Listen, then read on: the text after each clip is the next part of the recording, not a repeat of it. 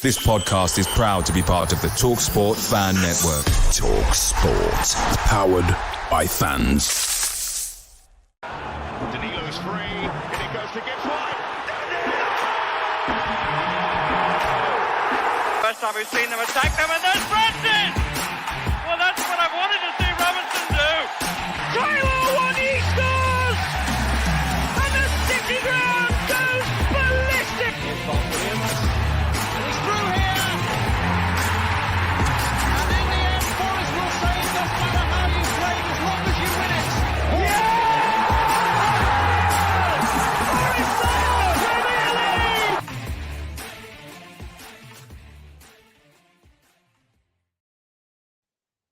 Hello, welcome back to Red Side of the Trent here in the afternoon. As we were a little bit late because we was waiting for Reiss to come, who could not wait to celebrate a win as Forest ran out 3-1 winners over Fulham, thanks to goals from Callum Hudson-Odoi, Chris Wood, and Morgan Gibbs-White. Here to celebrate and talk about that win are the usual set of people. I'm always joined by Christian Brown, Reiss Lane, and Lee Clark. Fellas, hope you're all well. We're going to get straight into it. Then, Christian, let's look at the team. As always, no Divock Origi, which you'll be very pleasant. You was pleasantly surprised, probably pleased about. So should I say? Elanga, Danilo, and Ndio come in for Felipe, as mentioned, Divock Origi and Ibrahim Sangare. More changes to the starting lineup. What did you make of that side? Was you happy, sad? What? Happy mostly. Again, Origi not being in the starting 11 as it was what we'd all craved and wanted for. The experiment hadn't worked. We knew it hadn't worked. Stevie Wonder could have told you it hadn't worked, but apparently Nuno couldn't until yesterday. But so that immediately added fluidity. We were playing our best team. That was good. Was pleased to see what Danilo come in as well. I think we've established now it has to be one of Yates or Sangare and one of Danilo or Dominguez. Well, I was a little surprised not to see Dominguez start, just purely because of how bad Yates was on Saturday. But that was a little worry of mine. But I was worried it was going to be quite a technical game, and he would have been exposed very quickly. But thankfully, that didn't prove to be the case at all. And actually, it was more blood and fun than I expected, which actually played a lot to Yates's skill set. So, yeah, on the whole, it was definitely an improvement. I felt a lot more confidence in that side than the one on Saturday, for example. Well, let's get into, before we get into the action, actually, we need to tip our hats off to the guys of Forza Garibaldi and everyone involved, all the volunteers that helped with that display. I mean, I was not expecting to see a FIFA-esque tifo of Morgan Gibbs-White with his fingers in his ears come up, and obviously the message from the supporters of, let's just stop ignoring it. Let's ignore all of us, basically on social media and get to the football. And bloody hell, do they deliver from the off, Reiss. Let's talk about the build up to the first goal, where I think Morgan Gibbs-White made a poor pass into Chris Wood's into his feet, but made up for it for the one after with that ball to Callum Hudson-Odoi. Let's talk through the first goal. Yeah, the perfect start, because on Saturday we started sluggishly, and last night we started pretty quickly, didn't we? Callum Hudson-Odoi had the beating of Tete all night. He ran him absolutely ragged, I thought. Tete just could not keep up with him. And when he went through, you kind of thought the chance had gone because he cut it back, and you thought, well, that was kind of it, and it's going to come to nothing. But fair play to Callum, he's kept it alive, and he's placed it with power into the bottom corner. So it was the perfect start, and I'm sure he'll be a little bit disappointed he didn't get a second quickly after as well. But he was tremendous last night, Hudson-Odoi. As I said, he ran Tete absolutely ragged, to be honest. I'm surprised Silva didn't maybe drag Tete off when he made them 3 changes. I mean, I was more surprised about how easy Morgan Gibbs-White got away from João Pellegrini, who looked like he was running through quicksand at the time as well. Yeah, well, he really. Last season he was excellent at our place, Pellegrini, and last night he was just, you didn't even know he was playing. Let's be honest. No, he was proper pedestrian. You've kind of beat me to the punch of that second chance he had as well, Reiss, where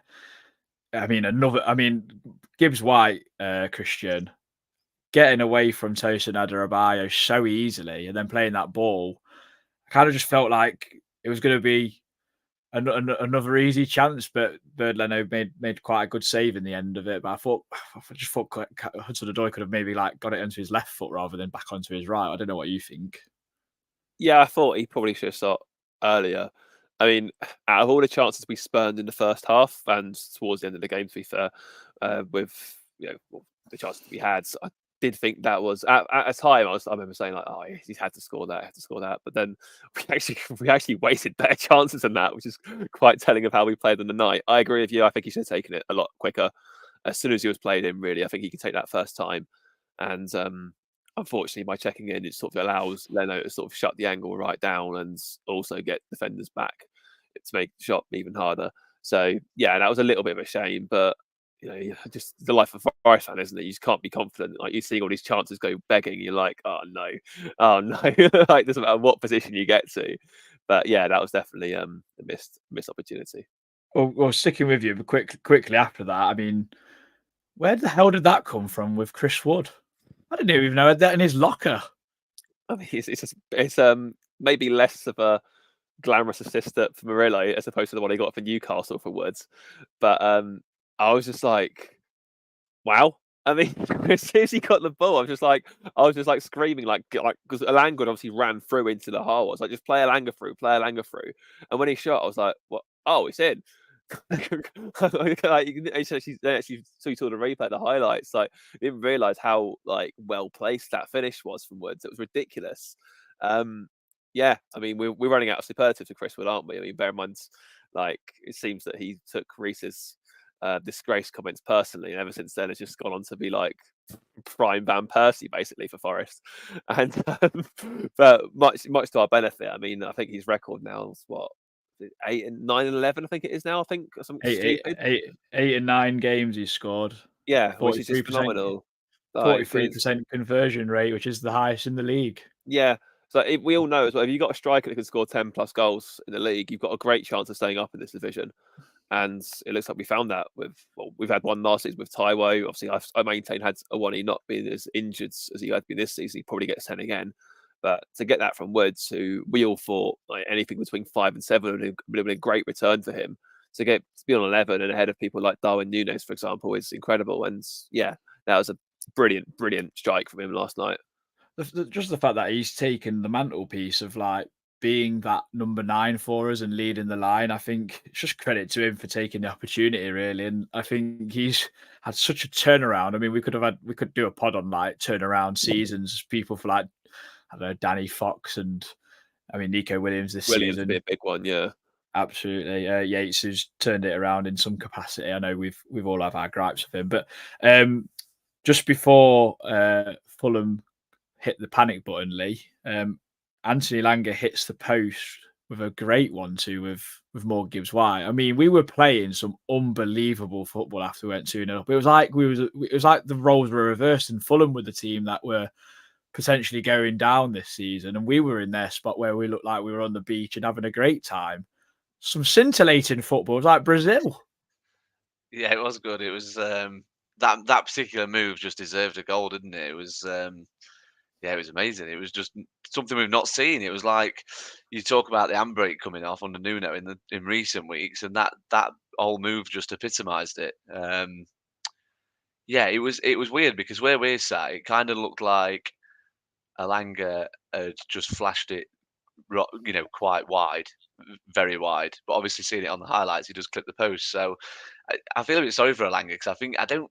Same with the Origi one. Other than put it in the net, I don't think he did a lot wrong. I think with Elanga, he's had a couple like that in recent weeks. I think he's in that sort of moment at the minute where he just needs one to hit the back of the net. However means necessary and get going again because not that he's short of confidence. I don't think he's that sort of player. I think he's always confident in his own ability, but I just think he needs a goal. He just needs one to rifle in, and I think he'll go on a little run again, much like Hudson-Odoi has done when he's scored. So yeah, it was like I say, it looked a bit deceiving, if you like, at the time, but it was it was just a great move. It was nice to see us playing like that, and I think when chances are missed, but you're playing like that, I think you saw from the reaction there was no kind of, if that had been 0-0 and he puts that wide, there's probably a few more moans and groans. So yeah, it was really nice to see. Yeah, Reiss, it's a bit of a compliment when Fulham drag 3 players off at 33 minutes in Alex Iwobi, Harry Wilson, and Sasa Lukic for Willian, Tom Kearney, and Adama Traore. What does that say to you when an opposition team does that? It just tells me that they've got a manager who's brave enough to do it. If it's not working, why wait? If you think it's clearly not working, why wait till half time and think, God, this could be 5-0 at half time, and it could have been. I guess at 3-0 with our frailties, you only have to look back to last season when Fulham scored, what was it, 3 in 8 minutes? Marco Silva would probably thought, well, if we get one back just before the stroke at half time, it's game on again, and he would have been right, because as we'll come on to, it did look like it was going to be game on again at the start of the second half. But no, it was a compliment to us because we was absolutely shredding through Fulham. I said to you at half time, Adam, that's the best, especially the first 25 minutes. That's the best I've seen us play since we've come up. We absolutely just murdered them. They just couldn't get near us, could they? And that's why I made the change. And to be fair to us and to them, when they did make the changes, they looked a lot more composed on the ball. They got Kearney on the ball. Obviously, Willian, I know he's knocking on now, but he's played at the highest level possible. So the positive for us was that we actually got to half time, keeping the 2-0 at a time, and then adding another, which we fully deserved. And that was a cherry on the top, wasn't it? Oh yeah, absolutely. I mean, I kind of feel bad for Lee now. I not gave him a goal to talk about, but Christian, Gibbs-White kind of capped off the tifo, the first assist with a goal of his own, and God, it looked so easy. I couldn't believe it, how easy it was. Yeah, we just like walked right through them, didn't we? Really, I mean, it was timely as well, because I felt that Fulham, after those changes, and Reiss was very right, it was very brave from Marco Silva, and you can see why like our owners got on very well with Silva at Olympiacos, and they both see things the same way. They're very much like, I remember reading that they were pretty much like a very happy marriage, and I think he left to go to the Premier League or something. But yeah, it was. They were starting to gain more of a foothold. I felt Willian especially was starting to pull a lot of strings and look very dangerous. It was interesting seeing quite a few Fulham fans this morning say that they thought that Kearney was really poor, because I thought Kearney was causing us a lot of problems in terms of his passing and stuff like that. And obviously, with his family being all Forest fans and himself, I think he was at Wembley, wasn't he, with his dad for the playoff final. So he would have had a point to prove. But no, it was just as they started to gain momentum, that was a real sort of sucker punch, really, which we've been so guilty of not doing, because, like, as we know full well, like in this league, especially when you get chances, you have to take them. You can't, I mean, we saw with Fulham at the weekend, they're 3-1 down and plucked the draw out of nowhere. Like it's very, you've got, once you're on top, you've got to make it count. And like we did, thankfully we did. It was lovely interplay between Danilo and Gibbs-White, and Gibbs-White in that position was just so calm. And it's a beautiful finish. But like, it's just so good to have Gibbs-White actually in the box to take a shot, because more often than not, he's getting them outside the box. And like, as we all know, you're much more likely to score inside than out.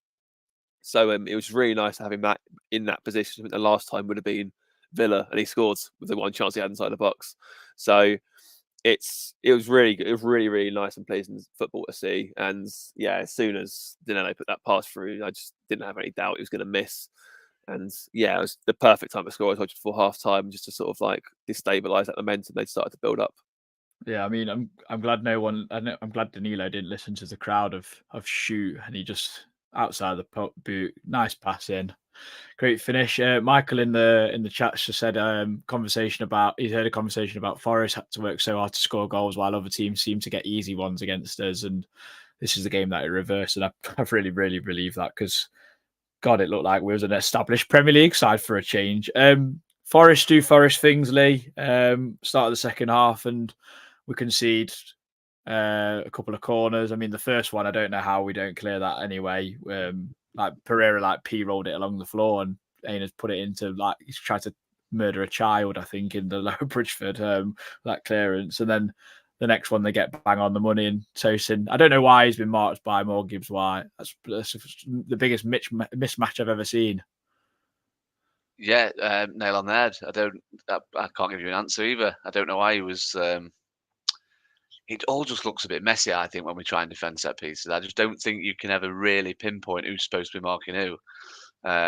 What is it now? 20 goals conceded from set pieces. Yeah, it's a joke. 2021, it's just ridiculous, isn't it? I mean, if you are going to concede more, though, I'd rather it be when we've got 3 goals on the board. Yeah. What I would say is not to dwell on the positives are always few and far between in the Premier League for us, aren't they? So not to go too negative. What I would say is I think a Forest team maybe 6-7 weeks ago, maybe not that long, probably would have crumbled and it'd have been 3-3 in no time. I think knowing that Fulham would have been acutely aware that they scored. I think it was actually 3 in 6 minutes last year. They scored. They'd have been well aware of that. A lot of the same players played. And I think a Forest team from maybe a few weeks ago would have succumbed and maybe found themselves really up against it. But we did dig deep. Interestingly, a mate of mine actually messaged me when, obviously, again, 'cause I'm at the other end of the ground. You get signal in the ground? No, yeah. I've moved to 3 recently and not EE. Other network providers are available, but yeah, since I moved on to 3, I get a signal in the ground. So I got a message on a WhatsApp group, and it said it was an interesting one from your keeper. He seemed to dive, but didn't really go anywhere. I didn't really get the notion, and then I've watched it back, and it is an interesting shout. I mean, if you watch it back, he does kind of. When I saw it, it looked as though he was full stretch and didn't really get anywhere near it. It was a good header, but it does seem to kind of. It's almost like he's not expecting him to get the header away. I'm not for 1 minute blaming the keeper, but it just looks a bit strange. That's all.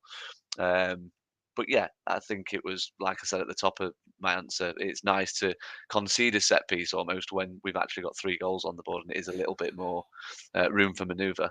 But yeah, it's something we've seriously got to look to rectify, isn't it? Well, yeah, because it gave Fulham a lot of impetus to actually push on. I mean, they controlled the second half. We can't really deny that. I think we had 37% possession, but 20 goals, we've conceded 53. So it's nearly half of our goals we've conceded from set pieces. Imagine if we'd actually just fix that little chink and you concede maybe what a quarter of that, if not to half to half of it or whatever, then you can see 5 to 10. It's just such a different story for our season, I find. But yeah, we still look to threat on the break, Reiss. Couple of chances where Hudson-Odoi maybe should have really took the shot on or whatever. Yates spooned one over the bar and Nico Williams at the crossbar. I mean, it was a hectic first 15 minutes, to say the least. It was like a cup tie at times. Yeah, I mean, when Adebayo scored, he was the one who scored first last year for them, wanted ours as well. So you just thought, oh, here we bleeding go again. And then you're literally thinking to yourself, we've been in that much cruise control first half. How has it kind of come to this? But then you realise we are watching Nottingham Forest after all. So yeah, I think the positive for us then was the fact that we didn't concede quickly again, because that would have been a very Forest thing to do, and then it would have been, interesting and fair play to the team, because that, to use the boxing analogy, that is when you've got to bite down on your gum shield, and it's kind of your mentality more than of doing the right things, putting yourself in front of shots, which is what Ryan Yates is perfect for. That second half last night, once they scored, was perfect for someone like Ryan Yates. So yeah, it was frantic, and you kind of felt if we could get a fourth, then that would be it again. But why it was 3-1, you always thought this is not far off being a game again. And to be fair, it was despite the fact that was the only goal of the second half, it was quite an entertaining second half. To be fair, I was surprised it did finish 3-1. My friend who came with me last night was delighted because he had 3-1 at 14-1. So fair enough. So he was delighted. But no, fair play to us, because like the lads have just said, how many times would Forest go under last night, and we didn't for once. God, there was some scary moments. Sels made a great save from Adebayo again, I believe, and they hit the crossbar, and unfortunately their crossing was a bit off, because that is what Adama Traore is, isn't he? He's just full of pace but no end product. So yeah, just nice to weather a tiny bit of a storm and get the job done. Yeah, I mean, Christian, I did want to talk to you about Sels' impact. Actually, he's made a couple of good saves the last couple of games where he's earned us points. Really, the one where he makes the save from Willian's free kick on the angle of the box, I thought goes quite under the radar, and his distribution was really good, and coming out for crosses, he was really good as well. So I want you to talk about that, and then also Divock Origi's absolute howler of a miss, because I'm sure you would like to have at least a little go at him for this game. Like I said before, like if I'm ever, for whatever reason, I'm sure some Forest fans will probably want me tried and sentenced to death for saying things about Ryan Yates and Nico Williams in the past. But if I get to choose the shooting squad, I'm picking Divock Origi because he's just absolutely hopeless in front of goal. It's just infuriating. Like, again, how have you not hit the target from there? Seriously. Like, just at least get a corner from something, man. That was awful. But no, going on to the better point at hand, Sels has been brilliant. And I think that he's just been exactly what we needed. Just that steadying, calming influence at the back who just puts the defence at ease. Like the back four, they don't look terrified anymore because they haven't got Turner behind who they know they can't trust or anything like that. They know that, they're in decent hands. And as we're starting to see now, they know that if they do get caught out, I mean, the one time Adama actually put a good ball in, forced that save from him, sorry. They know that he's likely to be on hand to sort of prevent a goal. And that hasn't been there all season.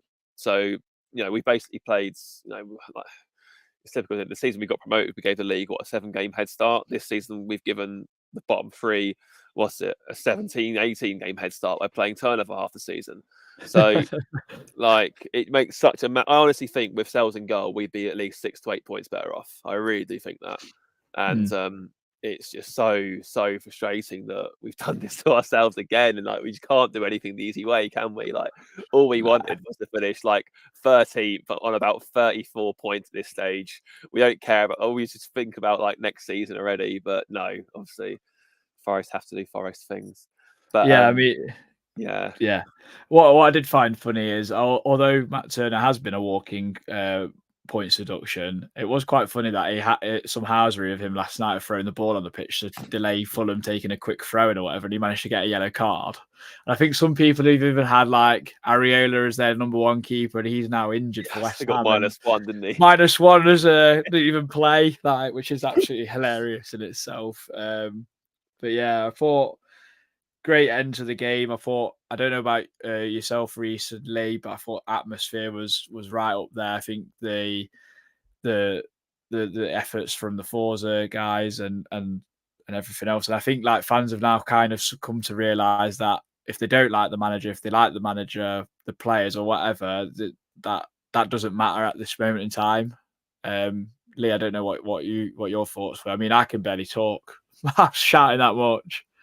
Yeah, I mean, it's one of those things, though, isn't it? I think the players have a responsibility to get us shouting and cheering, don't they? I know that sounds it's a romantic notion that that clubs kind of go and watch their team and they're going to sing for 90 minutes. But let's face it doesn't always work like that. There's lots of so-called bigger clubs where it doesn't work like that. Where if it's going wrong, there's moaning, there's groaning. Forest aren't unique in that sense. And it's just that given that we're on a run where we've not been able to buy a win, it was always going to be up to the players last night to give us something to really get behind. And I think when you score twice in the first 20 minutes, then there's absolutely no excuse for the atmosphere to go flat. I think knowing what the atmosphere has been like, it'd have been interesting if they'd have got it back to 2-1 instead of 3-1.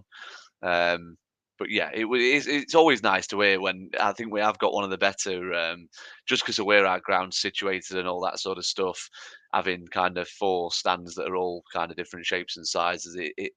Neutrals tend to like, they tend to buzz off the atmosphere at the City Ground. So it is always nice when it's like that. So hopefully we can keep scoring twice in 20 minutes and keep the place rocking.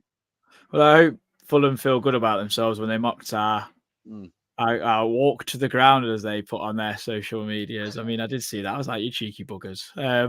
But just before we get into some slept on it thoughts, because I do think this might be a thing that will crop up a lot. I did want to find out who you all thought was man of the match if it wasn't Morgan Gibbs-White last night. Reiss, I'll start with yourself. I mean, this is a great discussion. I seen somebody put it on Twitter, the fact that there's so many going to be different shots, and I'm sure there will be between us now. For man of the match is what you want, because you can't be relying on one or two outstanding players. I mean, I thought everybody was a 7 out of 10 or above last night. But for me, the man of the match, I would give to Danilo. I thought he was excellent. Obviously assisted Gibbs-White for his goal. And to say he's been kind of in and out of the team, and he's always a bit inconsistent. I guess Danilo, I thought he was excellent last night. And like I think it was either you or Christian said earlier, Adam, I think and I know Alex Oakes, a friend of the pod, put on Twitter as well, we're at a stage now where it kind of has to be Yates or Sangare, and then the other midfielder is Dominguez or Danilo, because they bring the energy. I guess I wouldn't mind Dominguez and Danilo together, because they're all round energy, aren't they? But I think we realised that last night. So yeah, Danilo man of the match for me. But there's a handful you could have chosen. You know, like you say, Gibbs-White was sensational, wasn't he? Yeah, I've got a question about that topic of choice, the central midfield thing. Someone did actually message us in our inbox and say, like, I wish you'd carried on the argument of the midfield discussion from last week, but we have got like progress through the show as well at the same time. Christian, who was your shout? The four I picked out were Gibbs-White, Danilo, Aina, and Hudson-Odoi. My four, so they're I'm going to go for Hudson-Odoi just to separate it a little bit. But I thought, just again, like I think he's bounced back so well. Like for £3 million, I mean, come on, like it just makes me laugh that they've got fans lauding him now, and like it's the same fans that were absolutely hammering him in the first half of the season because he wasn't scoring every week. It's just so funny how fickle football can be at times. But I just thought, for that he looked like a player in full confidence of his ability to himself. They didn't look. I know at times, obviously, he might have been a little sort of like tentative with his injuries and whatever else, and like whether he can get back up to the speed of the league and whatnot. But he looked someone just assured last night, and he was so. Tete is no slouch, and he was just getting rinsed every single time by Hudson-Odoi. Like whether he was in behind him or not, he was just getting past him. And just to have someone that explosive is a huge asset to Forest. I thought he took his goal really well. Unlucky not to get a second one. Again, maybe a bit more composure, probably does get a second one, but it was just his passing as well. Like the amount of times he'd cut inside and just finds like if Wood was marked in the box, for example, he just switched the play so quickly and just find feet every time. It was a really, really good night for Hudson-Odoi last night. And I just hope his injury isn't too severe, because obviously he had to come off, didn't he, without 20 to go. So I hope, fingers crossed, that's just fatigue and nothing else, because he's going to be really important if we stay up.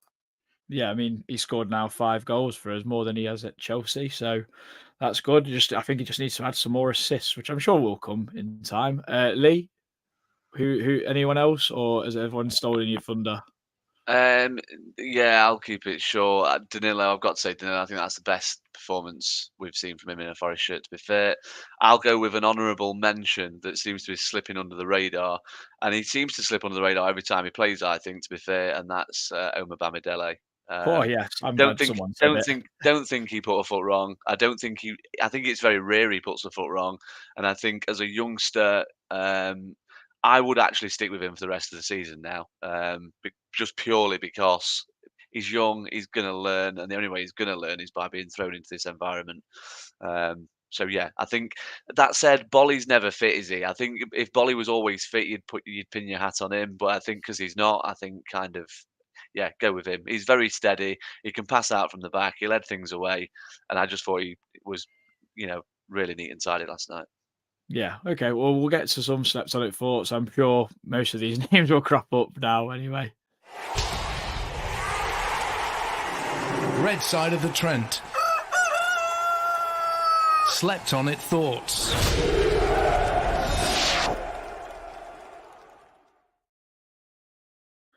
So starting off with the earliest one, which was from Gary Marriott. What a first half of football.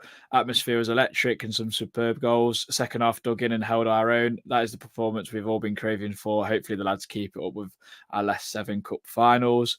Clogger NFFC. Anyone else struggle to sleep after a night match, or just saddos like me? No, I've watched the highlights about 10 times, so we're all there. Jerry Pritchard, outstanding first half, beautiful to watch. Gibbs-White was simply sensational, but others chipped in with quality. Resilient second half, bit nervy on crosses, but we held firm. Huge win, buzzing. Yummy Bear, what a result. First half, we were unreal. Pressing, slick interchanges, energy. Could have been 5-0. Murillo is an absolute beast as well as him. And Andy O was top draw for second half. So yeah, Craig, Danilo, absolute beast mode. Premier Elliott, that's more like it. I've missed the dynamism of Danilo. Keep up the good work on the podcast. Today's fact is that they're a professional footballer called Naughty Naughty, and he's never been sent off. Keep them coming, Elliott. They're very amusing. Maybe we'll get a segment of some sort. Sarah, Gibbs-White, absolutely awesome tonight, along with a few others. Shout out to Danilo, who seems to love April. Yep, I was going to bring that up, actually. We needed that win, and one of the best performances under Nuno, close to Newcastle Boxing Day. Joe Weisel, that's the best 11. Discussion, that is. Red Zeppelin, upgrade for me would be Yates off, Toffolo on. What? Murillo captain, midfield just in front of defence. Williams on set pieces, corners to allow Morgan Gibbs-White floating for those loose balls. I'm not sure about that one. Paul Sharkey, Callum man of match. Also like to have Nico push forward and Montiel come on for Wood in injury time. Capanosity, better, who knew that pressing, playing and passing forward could yield results. If Carlsberg did first halves, if Bud Light did second halves. Tom Newton, when you start the right foot with high intensity and make opponents worry about you, this is what happens. We all know the same intensity levels wouldn't be matched second half, but Forest remains solid. Morgan Gibbs-White, outstanding. Murillo and Andy O is the partnership, do not change. Carl Booth, who'd have thought play your best wingers from the start, you score 3 goals. Funny old game, isn't it? Sensational first half, Gibbs-White, immense throughout. Wood on fire.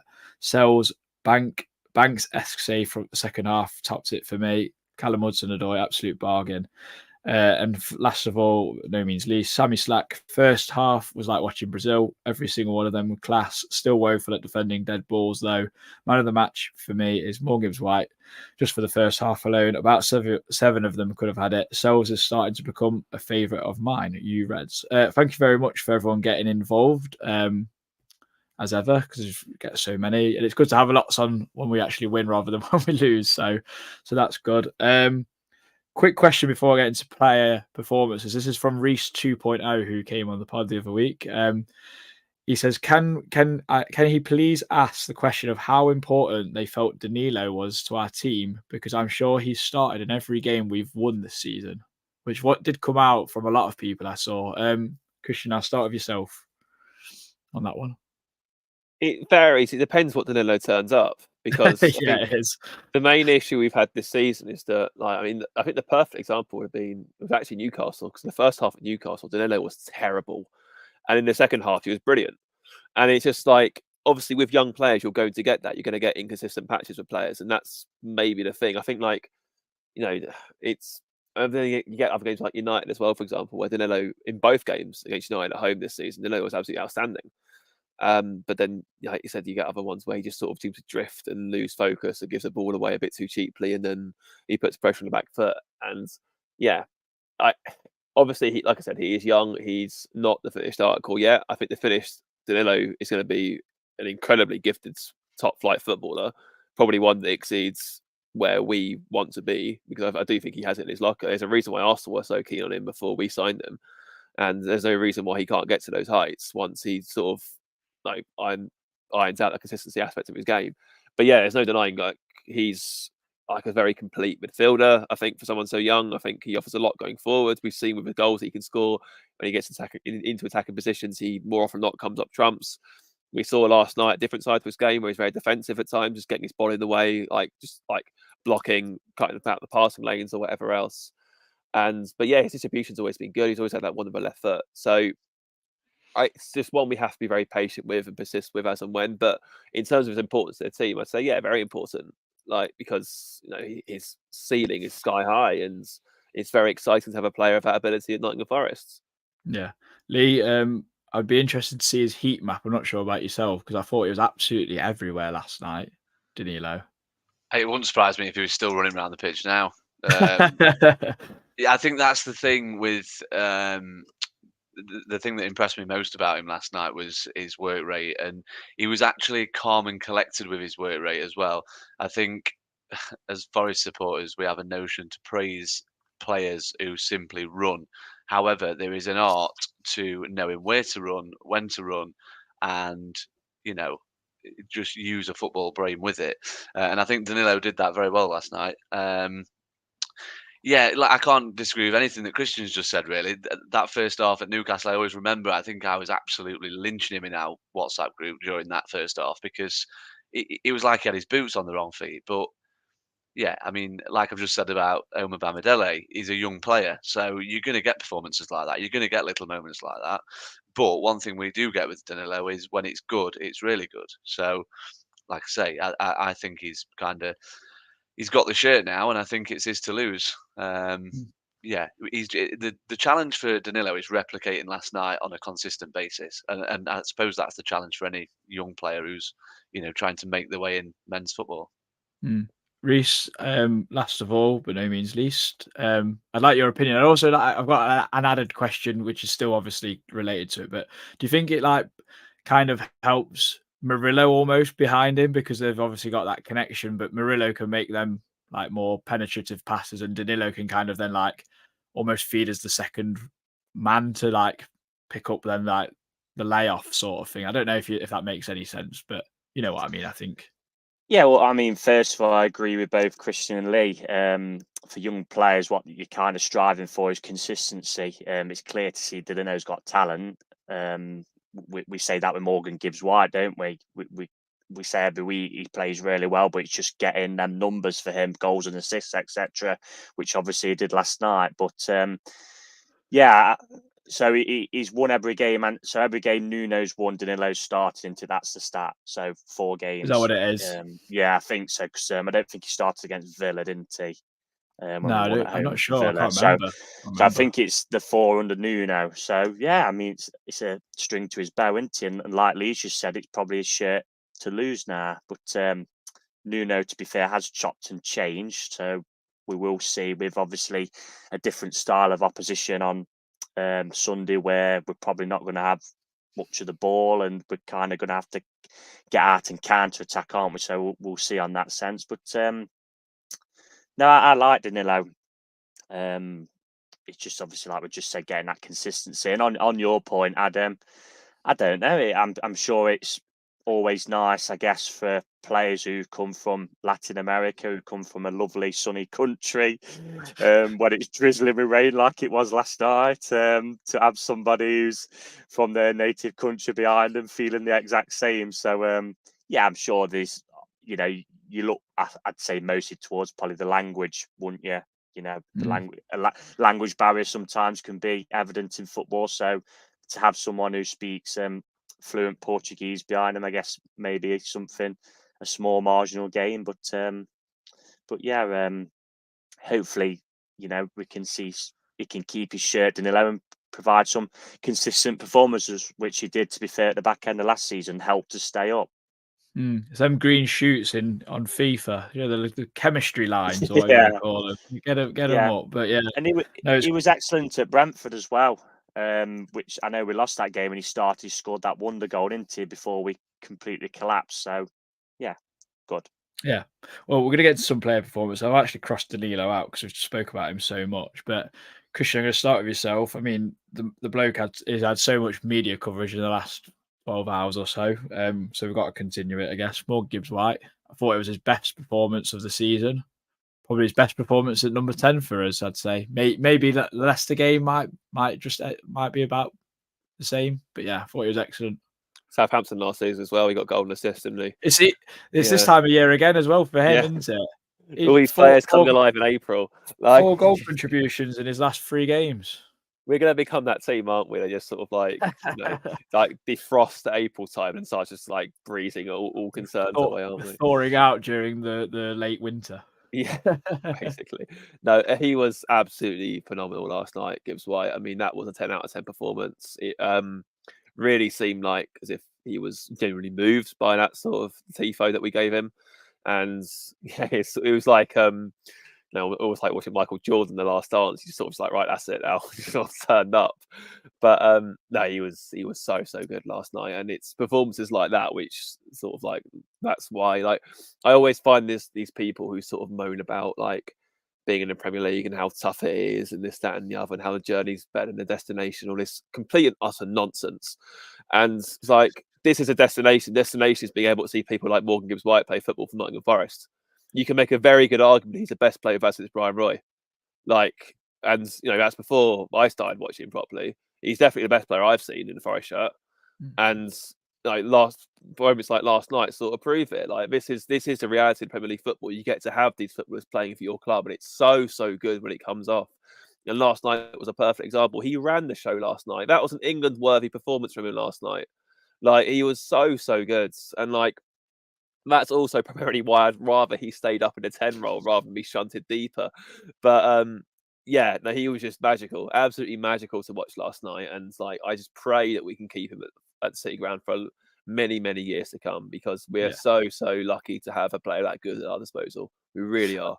I think what I liked about his performance last night was, I know he was playing in the 10, but he would come a bit deeper to come and get on the ball. There was a point where I think he got the ball on the right-hand touchline and then kind of come back, and he was almost in like central defensive midfield, and he got an attack away, and then he's on the move. I think that's what I like him to do, a bit more variety in his game for me. And I think then you get more out of him in that sense, because he gets on the ball a lot more.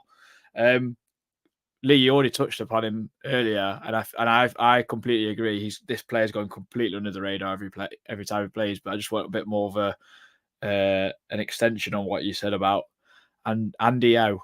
As I don't think many fans will be able to pronounce Amabamadile. I mean, we've kind of mastered it over time.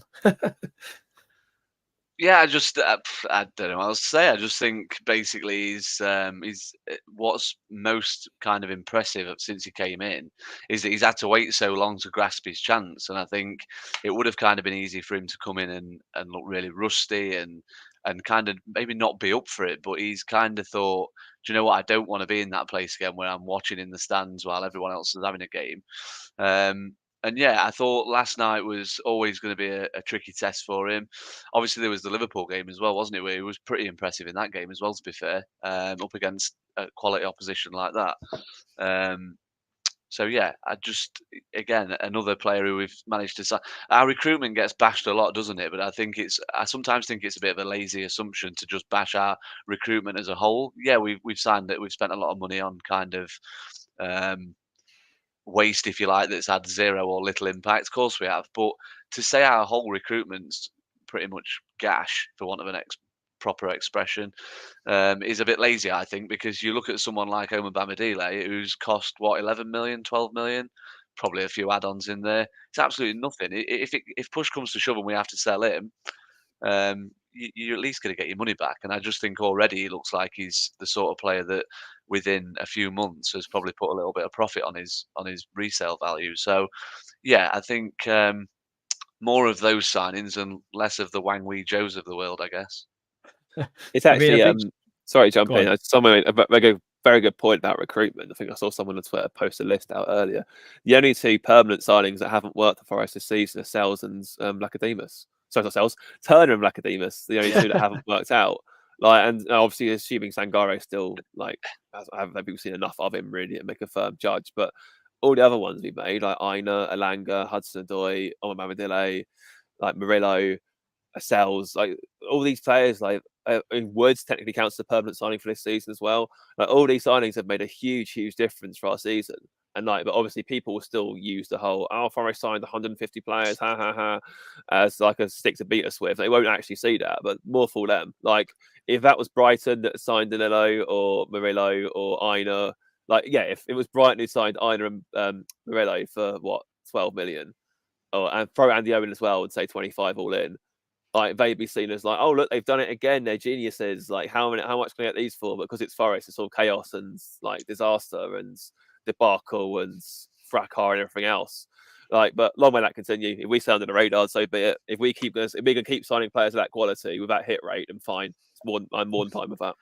Yeah, I mean, just to add on, to Amabamidele. What I like about him is he's aggressive in the press and he can actually play. I mean, he annoyed Munoz into trying to almost say, well, like, do you want to go kind of thing? And I think Amabamidele probably said something in an Irish accent in a probably told him to go for a jog or whatever because he got nowhere near him. Just probably emptying out his pockets today. So, Reiss, I'm going to give you someone who I think has also gone under the radar, but we have mentioned him. And I think his return to the team has been a hell of a difference in these last 2 games. And that's Ola Aina. I just think he's so good. Yeah, I mean, for a free transfer, you can't really grumble, can't you? It was a shame. Obviously, he had a bit of an injury period, didn't he? And then obviously he went off to AFCON. But I mean, that left side last night, as I said with Hudson-Odoi earlier, they just couldn't cope with it. Fulham could they? And it kind of got back to the levels of, towards the end before he got injured, what Tavares and Hudson-Odoi was doing together. Which was such a pacey left side. Now, we all agree Harry Toffolo's a lovely bloke, and I think Harry's a steady backup, but that is probably something he's not going to offer you, that out and out sheer pace. And when you've got like a left side of that quality in this league, it's just going to cause so many problems. It just reminded me of like how Brennan and Jed Spence was in the Championship, where most things are going down that side, aren't you? And then also we've got another string to his bow that we've got Nico Williams in really good form, and obviously Anthony Elanga's had a good season on the other side. So yeah, I mean, for a free transfer, I think it's been a brilliant bit of business. And if we do stay in this league, I think we'd all agree we'd definitely offer him another deal. Was it a 1 year? It was a 1 year, wasn't it? He signed. I'm right in that. Yeah. Yes, so but I think you will. I'd be maybe an extension. Yeah. I'd be absolutely flabbergasted if if we didn't. I'd be flabbergasted if we didn't explore that, because what I really if we stayed up, definitely. What I really like about him is he's 2-footed. You just don't know where he's going. He can use both feet so well and like so ambidextrous with it. It's really good. I got a mate in the chat, Mason. He said he was really close to the pitch last night. He was in lower Clough and he was saying Andy O was barking some right orders across the back four, and so he seems like a born leader in that sense. I bet nobody understood him. If anyone's ever heard him talk, no one will have understood him. I mean, he's the most Irish bloke ever. I mean, our back four is the start of quite a bad joke, in it, like Nigerian, Brazilian, an Irishman, and a Welshman, and then you've got a Belgian in goal. I mean, like that must be a right great dinner table there in the cafeteria or whatever at Forest if they ever sit together. We're moving on to Spurs, guys. They drew last night with West Ham, got a win at the weekend, albeit very late against Luton.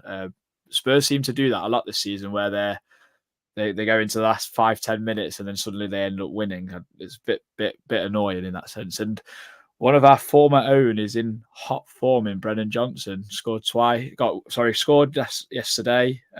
Got 2 assists at the weekend as well. He's got 5 goals and 7 assists actually this season, equaling Anthony Elanga when we gave him so much flack. But he's in a far better side, so I expect them numbers to be a lot better at some point. But Spurs have this vulnerability about them where I feel like we might be able to explore that if we get it right.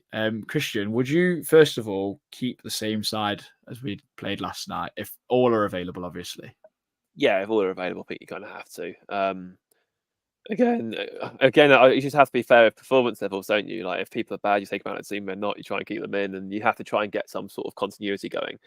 And I think unless barring someone was injured or seriously like flagging, then you have to try and go with the team that you've just put out. I mean, there's so much to go from. There's so much momentum to be gained from that. So it makes no sense to. I mean, I think if we go you make a good point. I mean, before they have been a little suspect. I mean, obviously they went a goal down to Palace and had to come back there. Went a goal down to Luton, had to come back there. Obviously they got pegged back by West Ham. They should have lost that as well. Antonio had a great chance at 1-0, which he missed. Yeah. They really should have scored. I know West Ham generally raised their game to play Spurs anyway, but they would have been quite concerning for old Ange. So I don't think they're this like impenetrable force. Obviously, again, they've sort of had a bit of a Spursy moment because obviously Villa have got Man City today as we're recording.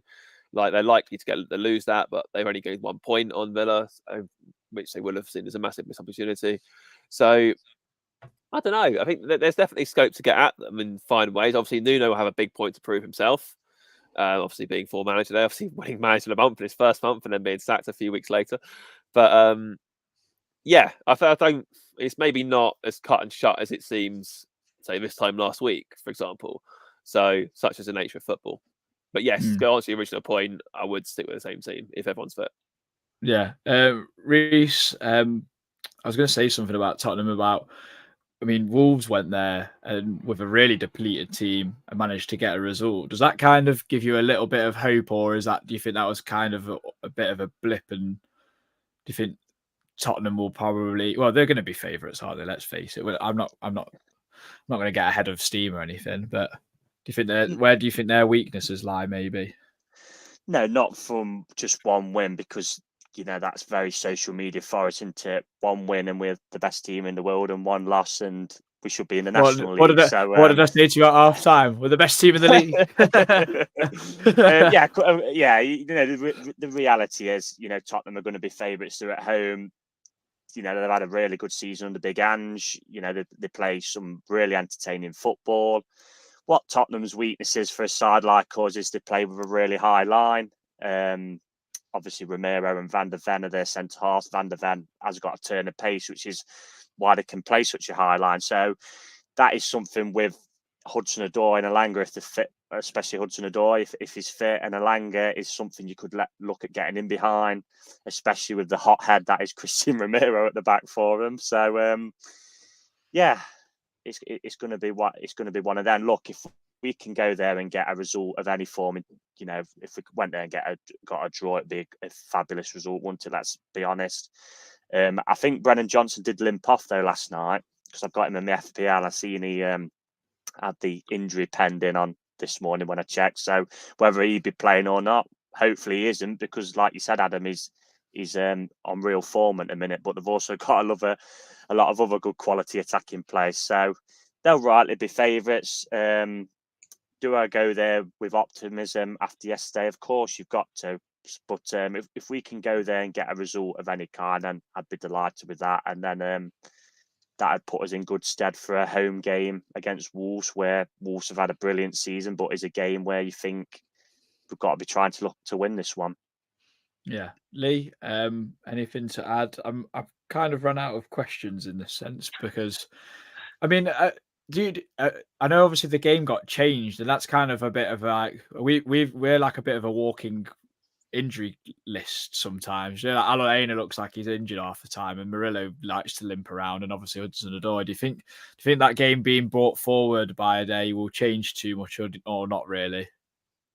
No, I don't think it will, to be honest. You mentioned injuries there. I don't think you're allowed to mention injuries unless you're in the top 6 or called Luton Town, I'm afraid. Sorry, everyone. So we'll have to quickly move on from that, unfortunately, Adam. But yeah, have I got anything to add? Just to touch on Reese's point, Johnson was put for interview after last night, and he said his knee. He just felt a whack on his knee, but he's expecting to be fine. Don't know. It's weird how football changes at this level. I think when you're in the Championship, a club like ours will always fancy going into any game being able to win. I think when you're in the Premier League, if you're in a bit of a rut, you kind of think we've got no chance of getting another point until the end of time. One win all of a sudden, though, and all of a sudden we're not bad in this league, and maybe we can go somewhere like Tottenham and cause a bit of a stir. So it's weird, because after one win, I'm kind of looking forward to watching it now. So yeah. I think the one thing that Reese mentioned, I've actually just only realised I picked up on this, but their high line, and I just remember now Matt Sels absolutely thumping a ball over Newcastle's back line, and that could be definitely something to exploit with our pace out wide, especially. So I think that's sort of food for thought in our game plan, at least a little bit.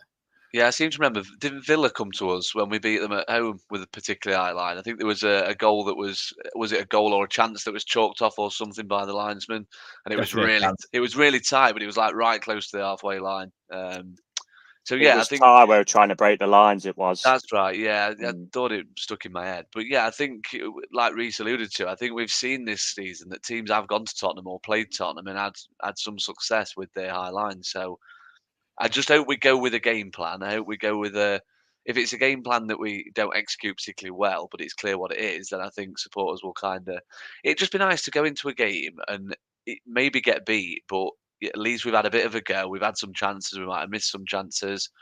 But it would be nice to go to a big place and score first again, just to see what.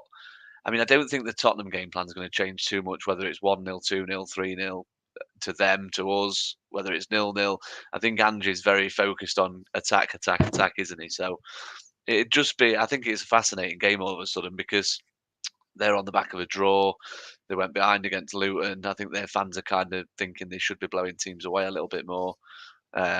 So yeah, I think it'll be a fascinating game. I just hope we're on the right side of a result, to be fair. Yeah, I mean, I think with Spurs, they kind of know they're going to get in the Champions League, barring an absolute bottle job, which they are capable of, obviously, because it's Spurs. So they're currently 9 points ahead of Man United in fifth, and 2 points behind Villa, and now Villa are 5, and Villa obviously play City tonight. So it's an interesting kind of situation of like how they end their season. So, but we'll go for some. Go on, Lee. Go on. You do say that. Have you seen Tottenham's fixtures? Tottenham's fixtures. Right, yeah. They play us on us on Sunday. Then they play Newcastle away, City at home, Arsenal at home, and Liverpool away. They don't play City at home. They got us, Newcastle, Arsenal, Liverpool, Burnley, City's rearranged, and then Sheffield United. Yeah, they've still got Newcastle to play twice. Arsenal, Tottenham, City, Arsenal, Liverpool. I think that I don't actually think that'd be a bottle job if they didn't get in. I think that would you'd have to cut them a bit of slack if they didn't get in with that. I guess it all depends if we're going to get this 5th place for Champions League, I suppose, doesn't it? Yeah, absolutely. Let's end the show with some predictions. Christian, let's start with yourself. Okay, it's weird how much 24 hours changes your opinion, isn't it? I know. I'm going to skip to. I'll be skipping around the casino later for work. Like same with. I reckon I'm gonna be. Actually, no. I mean, I tipped us to lose last against Fulham and we won, so maybe I should do that. But no, I think it's. My head's sort of saying we'll lose 2-1, but give it a real fight. But I reckon we can maybe nick a point. So heart saying 1-1, head saying 2-1 loss. Hope my heart's right. Right, Reiss. Can't believe you work at Mr. Burns Casino, mate. Yeah, as we said, I mean, like Lee said, I mean, Ange Ball is just all out attacking. Ironically, since they've played us, they've only kept 1 clean sheet in the Premier League, which was at Villa away. So they do concede goals. I mean, have you guys seen this week's Super Sunday? Because it is an absolute cracker. Because it's Rangers, Celtic, United, Liverpool, and then us. So that'll be a nice day, hopefully. I'm literally on the same page as Christian. You know, with my head, you've got to fancy Tottenham with where they are in the league. They're at home, and with the quality of players we've got. I guess, like Lee said, Nuno will be wanting to make a point. So if I was to go in my head, I'd probably go for a narrow, 2-1 defeat. But you know, after last night, let's go for a 1-1, and we'll see. But yeah, it obviously wouldn't surprise me if Tottenham did win. But yeah, we'll see. On to you, Lee. Yeah, I'm going to be positive as well. I think it might be a draw. I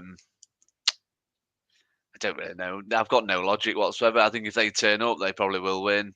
I don't know. I just think we'll have I think it was quite interesting that Nuno said last night that he was a little subdued in he's not quite the fist pumping manager that Cooper was. He knows he's got a remit, and his remit is to win football matches and keep us in this league. He won't be happy with 1 win. He'll want that to be a platform to kick on. And I think it might slip under the radar a bit that he might have a bit of a point to prove at Tottenham because he didn't get very long there, did he? He'll want to go there and get his players really fired up for it. So I'll go for a draw. I don't think we've quite got it in us to win. I can't go for 0-0 because we aren't keeping a clean sheet, are we? I'll go for 2-2. I think there'll be goals in it. I just think with how they play and how they set up, I think we will have some joy. So I'll go for Yeah. 2-2.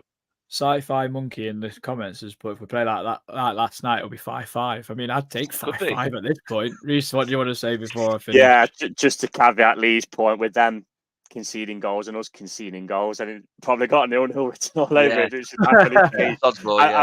I've just got to add that I just hope we don't go. I know we've come a long way since then, but I just hope we don't go like we did there last year when they was in a massive state of flux.